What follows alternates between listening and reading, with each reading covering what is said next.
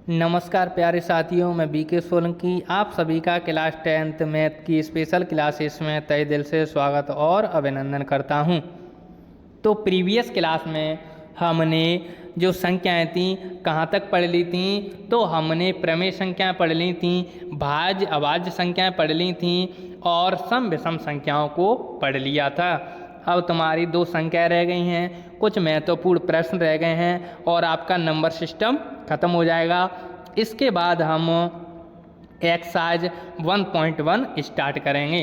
तो इनको समझ लेते हैं। वास्तविक संख्याएं, वास्तविक संख्याएं किसे कहते हैं, तो इनको हम समझ लेते हैं। परमेय और अपरमेय संख्याओं को सम्मिलित रूप से लिखने पर वास्तविक संख्या प्राप्त होती हैं। तो वास्तविक संख्या किसे कहते हैं? परमेय और अपरमेय संख्याओं को यदि सम्मिलित रूप से लिख दिया जाए तो उसे ही हम वास्तविक संख्या कहते हैं। चाहे संख्या परमेय हो चाहे अपरमेय हो, हम दोनों ही संख्याओं को वास्तविक संख्या कहते हैं। यहाँ पर देखा जाए तो ये सभी परमेय संख्या हैं। ये सभी कैसी संख्या हैं? परमेय संख्या हैं और ये अपरमेय संख्या हैं। लेकिन इन सभी संख्याओं को हम वास्तविक संख्या कहते हैं।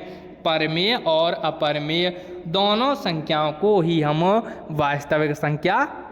तो वास्तविक संख्या चाहे परमेय हो चाहे अपरमेय हो, दोनों को ही हम वास्तविक संख्या कहते हैं।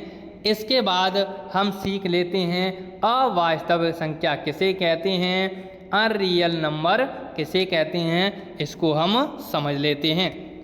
वे संख्याएं जो न तो परमेय हैं और न ही अपरमेय हैं, अवास्तविक संख्याएं कहलाती हैं। ऐसी संख्याएं जो न तो परमेय हैं और न ही अपरमेय हैं, उन्हें हम वास्तविक संख्या कहते हैं। यहाँ -1 ना तो परमेय है और न ही अपरमेय है, तो रूढ़ में -1 एक वास्तविक संख्या है। रूढ़ में -3 ना तो परमेय है और ना ही अपरमेय है, तो ये भी एक क्या संख्या है? ये भी एक अवास्तविक संख्या है। रूढ़ में -3, यहाँ पर ये मिस्टेक हो गई थोड़ी सी, यहाँ ये रूढ़ में -30 में लिखा जाएगा। ये कई संख्या है? ये एक अवास्तविक संख्या है। तो अवास्तविक संख्या वे संख्या होती हैं जो ना तो परमेय होती हैं और ना ही अपरमेय होती हैं। इसके बाद हम कुछ महत्वपूर्ण सर्वसमीकाओं के बारे में पढ़ लेती हैं। ये महत्वपूर्ण सर्वसमीकाएं हैं जो कि किसी भी यूनिट में, किसी भी एक्सरसाइज में और किसी भी क्वेश्चन में कहीं भी यूज हो सकती हैं। तो इनको हमें अच्छे से समझना है, क्योंकि ये सर्वसमीकाएं बिना निमंत्रण के किसी भी क्वेश्चन में आ जाती हैं। इनमें पहली सर्वसमीका है a² - b²। ये फॉर्मूला है a² - b² बराबर a²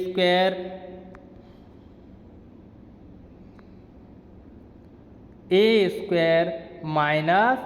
b² बराबर कोष्टक में a + b और नेक्स्ट कोष्टक में a - b।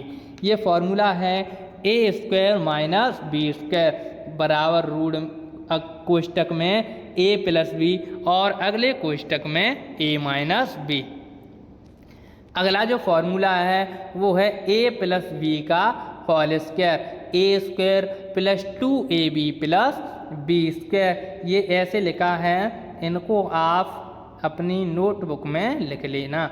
a + b का whole square = a² + 2ab + b²। तो इनको आप लिख लेना। अगला है a - b का होल स्क्वायर, a - b का whole square = a² - 2ab + b²। a² - 2ab + b²। अगली जो इम्पोर्टेंट सर्वसमीका है, इनको हम एलजेब्रिक फॉर्मूले भी बोलते हैं। अगली जो इम्पोर्टेंट सर्वसमीका है वो है a cube plus b cube, a cube plus b cube. a plus b अगले कोष्टक में a square minus a b plus b square, ये भी एक इम्पोर्टेंट सर्वसमीका है। अगला है a cube minus b cube, पहले कोष्टक में a माइनस बी, अगले कोष्टक में a square plus a b plus b square. अगला है a प्लस बी का whole cube, a cube plus b cube plus 3a square b plus 3ab square. अगला है a माइनस बी का whole cube, a cube minus b cube minus 3a square b plus 3ab square. I hope आपको आज की class ये अच्छे से समझ में आई होगी। आज की आपकी छोटी सी क्लास है और ये नंबर सिस्टम ख़त्म हो गया और इसके साथ ही साथ हमने सर्वसमीकाओं को भी समझ लिया है। इसके बाद नेक्स्ट क्लास में हम मैथ में यूनिट फर्स्ट और उसकी एक्सरसाइज फर्स्ट के क्वेश्चन को सॉल्व करना स्टार्ट करेंगे। तो आज के लिए इतना काफ़ी है। Thanks for today. आज के लिए धन्यवाद। तो मिलते हैं नेक्स्ट एपिसोड में।